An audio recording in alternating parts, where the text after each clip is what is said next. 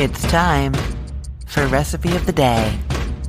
I love deviled eggs and, really for like the last year, maybe 2 years, anytime that I'm invited to any kind of like daytime thing, a brunch, little craft meetup, anything like that, I take deviled eggs and they get eaten up so quickly. But I always make a double batch and I'm thinking, oh, my kids will wake up, they'll snack on these, maybe Marty will have some, and when I get home, I can have some. They're gone when I get home every time, I swear. But I've decided that this time I get to have some. It is Easter weekend this weekend. Oh yeah, it's Friday. Happy Friday. We made it. It is Easter long weekend and eggs are just the thing. So I am making deviled eggs just for us, not taking them anywhere, just for us. And I will get to have some too.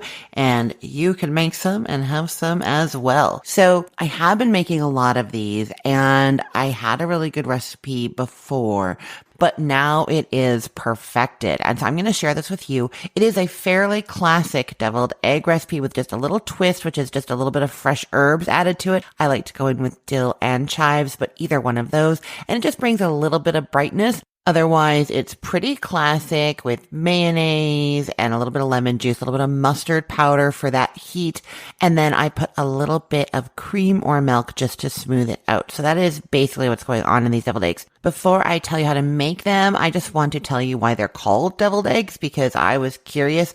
And it's actually because they're a little bit spicy. And if you go back into the 19th century, you hear the word deviled referring to spicy and zesty food, usually with mustard or pepper. Other examples would be deviled ham or from the Italian fra diavolo pasta sauce, that diavolo devil, also spicy. So that is why they're deviled eggs. And I will just say that I was in a restaurant a couple of years ago and I think I was in Georgia and the eggs were called dressed eggs and I have looked that up and they are the same ones. It's just that in some parts of the United States where it's taboo to use the word devil, they will call them stuffed eggs, salad eggs, or dressed eggs, just like those ones. Okay, how to make these perfect deviled eggs that my family is going crazy over.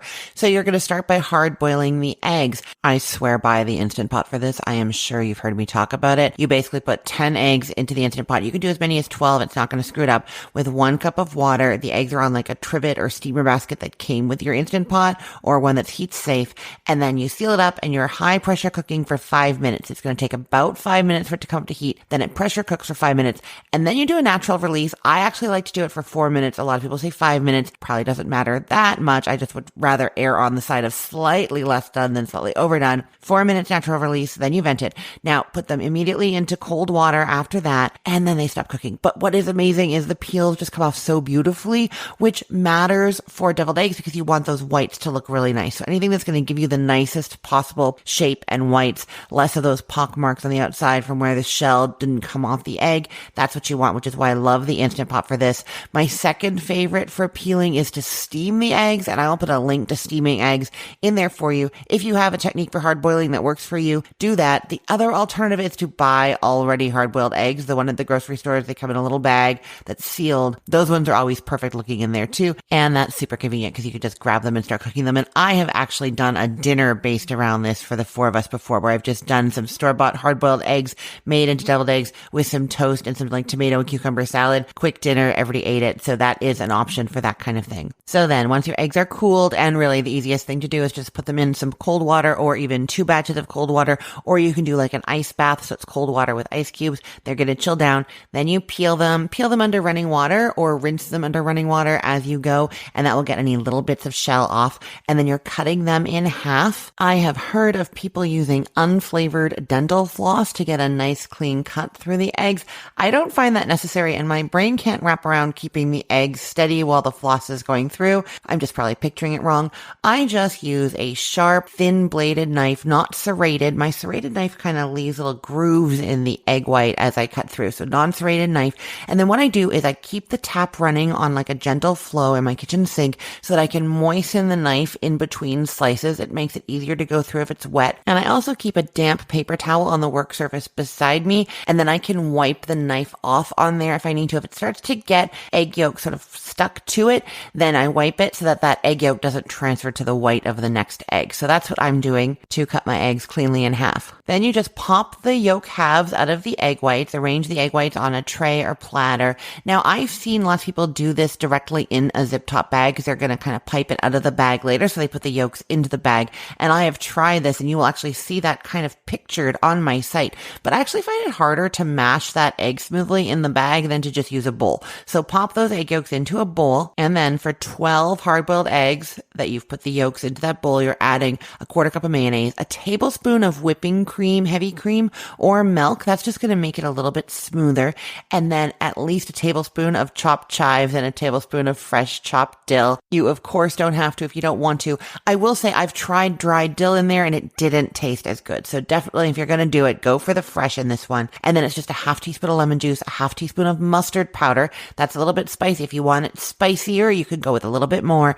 And then just a quarter teaspoon of salt and a quarter teaspoon of paprika. Now you can do regular paprika, smoked paprika. If you're doing hot paprika, just realize that you're raising the heat more than that mustard powder. If you want to be aware of that. And you're going to need a little bit more paprika for the garnish at the end. Then you mash that all up. I will say that I do taste it and make sure that there is enough salt, and I just like tasting it. But because the different eggs can be different size, if you have bigger eggs or smaller eggs, the yolks were bigger or smaller, you want to just make sure the salt amount was good. And you do want it to have a nice bit of salt to it because the egg whites aren't getting seasoned in this recipe, right? Only the yolks are. And so having it just on the slight saltier edge is a good idea. Then scoop that mashed up yolk into a piping bag or a zip top bag. Just make sure that your zip top bags are not flat bottomed for easy filling because those don't have nice defined corners that you can cut up. They're kind of like tapered or gathered at the corners. And you really need to be able to cut off a nice little corner, like a 1/4 inch after you've added that egg yolk mixture to there,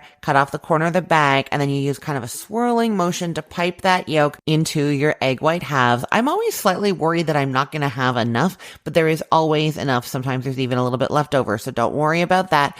And then you're just going to go in with a little bit more of the paprika or smoked paprika, sort of between your fingers, pinch between your fingers, high up over the eggs and just sprinkle, and that's going to give it a little red dusting all over. You could also go in with a little bit of dill or chive onto each one. That looks really pretty too. And then these guys you can serve immediately or cover loosely and refrigerate for up to 1 day. They're going to be just fine. I will just say if you're making them a day ahead, make a couple extra because you're probably going to pop them in your mouth every time you open the fridge. Okay, I will put the link to this recipe in the show notes for this podcast episode, or you can head to cookthestory.com/ROTD and look for it there. Everything there is arranged by date. So it's helpful to know that today is April 18th of 2025. And if you are cooking this weekend, make sure you tune into this show, tomorrow's episode, Saturday's episode.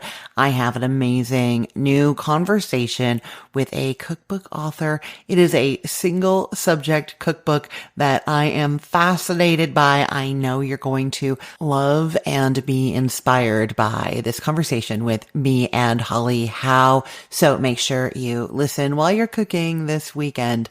I am Christine Pittman from cookthestory.com, thecookful.com, the all new chicken cookbook, and from this podcast, recipe of the day. I hope you have a great day. Let's get cooking.